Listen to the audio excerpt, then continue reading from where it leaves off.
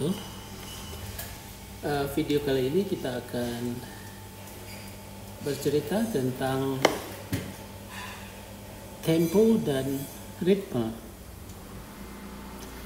Ya, dua kata ini mungkin sudah sering kita dengar, familiar di telinga kita, terutama dikaitkan dengan kegiatan katakan seperti bernyanyi, menari, dalam olahraga misalnya kita swing golf atau eksekusi kata ya di dalam karate misalnya atau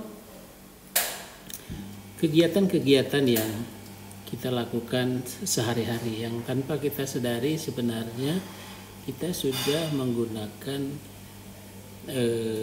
tempo dan ritme. Nah, apa itu tempo dan apa pula itu ritme?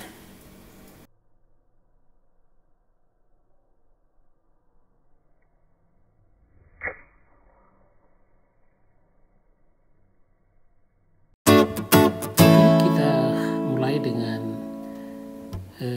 tempo. Barangkali sudah pernah kita dengar ada orang bilang temponya cepat atau temponya lambat. Artinya apa? Tempo itu ada kaitannya dengan waktu. Ya, waktu start, mulai, dan waktu stop. Waktu berhenti.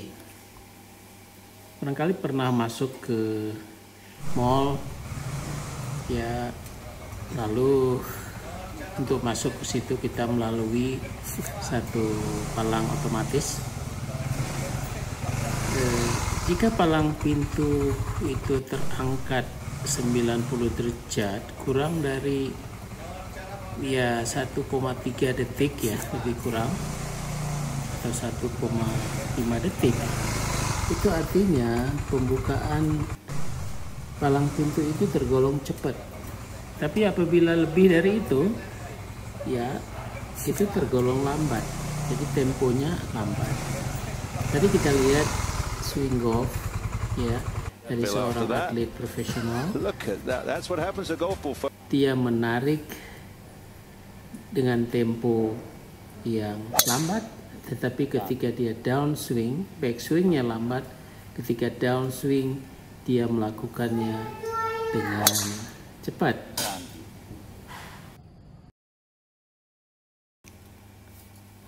Ya, contoh lain kita bisa lihat di karate. Apakah di pernapasan? Kita kenal ada pernapasan nagare dan pernapasan ibuki.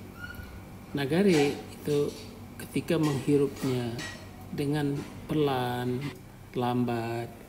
Setelah energi itu terkumpul, lalu kita lepas dengan cepat.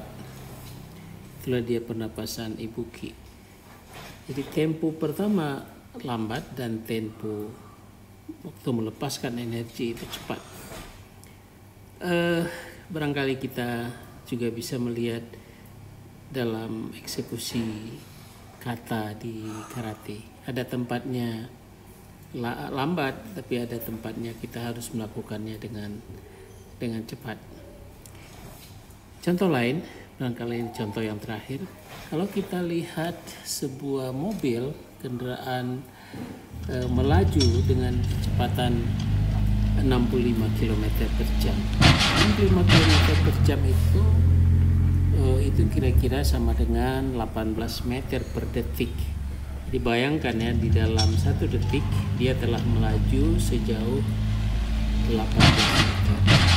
Nah, dari sini kita bisa melihat angka kecepatan yang lebih cepat maupun yang lebih lambat. Di jalan tol bebas hambatan, kecepatan 100 itu dibolehkan. Nah, kecepatan 100 km per jam itu mencapai kira-kira 28 meter per detik. Jadi dia bisa melesat dengan cepat. Jadi bayangkan jika drivernya ya dalam ukuran detik ya dia tidak melihat ke depan, dia akan menabrak dalam jangkauan 28 meter. Itu sangat berbahaya.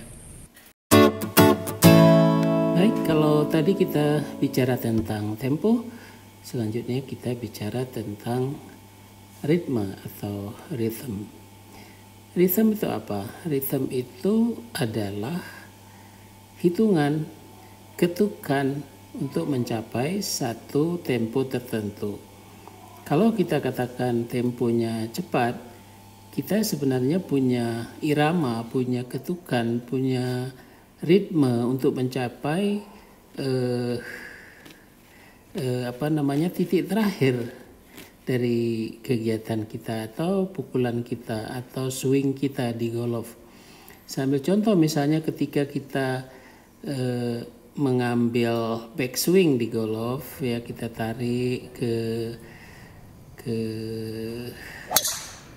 atas ya dengan hitungan 1 2 3 4 ya. Hitungan 1 2 3 4 itulah ritme. Tapi apabila kita melakukannya lebih cepat 1 2 3 4 1 2 3 4. Nah, kita sebenarnya walaupun temponya kita tambah, kita percepat, tetapi ritmenya tetap dalam satu hitungan pola 1 2 3 4, bukan 1 2 atau 1 langsung tarik ya, seperti itu. Jadi ini tentang ritme. Demikian juga ritme ketika kita downswing di golf misalnya. Kalau memang temponya cepat tetapi ritmenya seperti apa yang kita akan pakai untuk downswing? Apakah 1 2 atau langsung 1? Nah, ini juga sangat tergantung kepada pemain. Demikian juga di dalam teknik yang digunakan di karate. Misalnya kita menarik nafas ya pelan 5 hitungan, kemudian kita melepaskan 1 hitungan. Jadi ritme yang pertama adalah 5 ketukan, ritme yang kedua ketika kita melepas adalah 1 ketukan. Nah, mungkin kita bisa bedakan sekarang mana ritme ya dan mana tempo. Nah, mana yang terbaik? Yang terbaik tentu yang menjawab adalah kita sendiri. Dalam hidup ini kita bebas untuk memakai tempo apa dan ritme apa. Kalaupun tempo berubah, tetapi yang perlu kita jaga adalah ritme kita. Ritme kita. Jadi kalau misalnya ini sebuah contoh, mungkin pernah dengar 5-second rule. 5-second rule ini sangat populer dan ada sebuah buku yang ditulis oleh Mel, saya lupa namanya, nanti saya ingat lagi. Dia mengatakan bahwa kalau kita ingin mengerjakan sesuatu, siapkan 5 hitungan. Jadi 5 4 3 2 1 atau 4 3 2 1 go. Nah, apabila kita melewati 5 hitungan itu dan kita tidak melakukannya, itu bisa jadi kita tidak akan pernah melakukannya karena kita akan berpikir lagi, nanti saja, malu-maluin. Misalnya kita ingin berkenalan dengan orang atau kita ingin menjawab pertanyaan, kita ingin memberikan satu pendapat.